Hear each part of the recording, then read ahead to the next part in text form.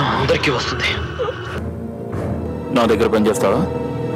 దానికోసమేగా వచ్చింది. నిన్ను చంపడం కోసం నేను చావడానికైనా రెడీ.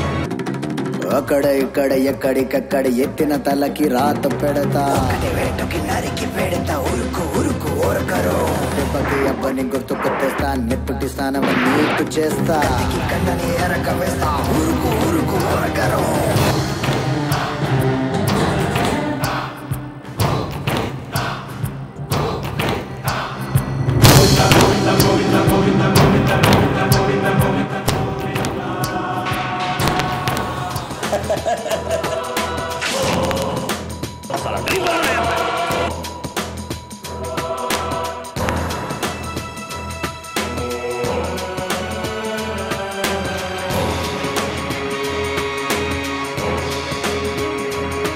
శివ శివ శివ శివ శివ శివ ఎవడే శివ?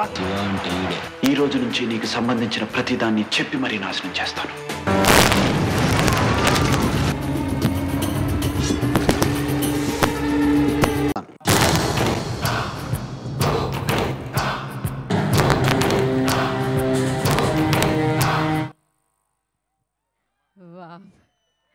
నిజంగా ఫస్ట్ ఫ్రేమ్ రాగానే గూస్ బంప్స్ వచ్చాయి.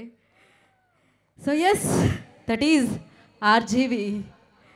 మనకి తెలుసు, మన తర్వాత తరాలకు కూడా ఈ పేరు తెలుస్తుంది. ఇది ఎప్పటికీ అలానే నిలుస్తుంది అనమాట. జనరల్లీ పక్కా కమర్షియల్ మూవీస్ చూస్తుంటాం కదా, ఆ జర్నీనే పక్కా కమర్షియల్గా ఉంటుంది. So super successful journey. ఒక జర్నీ ఒక మనిషికి మాత్రమే బోలెడన్ని మూమెంట్స్ని, మెమరీస్ని ఇస్తుంది. కానీ ఆ జర్నీ ఎంతోమందికి బాటని వేసింది, ఎంతోమంది టెక్నీషియన్స్ని అందించింది, ఎంతోమంది డైరెక్టర్స్ని తెలుగు చలనచిత్ర సీమకే కాదు బాలీవుడ్లో కూడా అందించడం జరిగింది. ఆర్జీవి అంటే ఒక పదం, ఒక పేరే కాదు, ఒక బ్రాండ్ అనమాట. అందుకనే మనం ఎప్పటికీ ఈ పేరుని తలుచుకుంటూనే ఉంటాం. ఆయన గురించి అనుకోవద్దు అనుకునే వాళ్ళు కూడా ఆయన గురించి అనుకుంటూ ఉంటారనమాట. అది ఆర్జీవీలో ఉన్న స్పెషాలిటీ.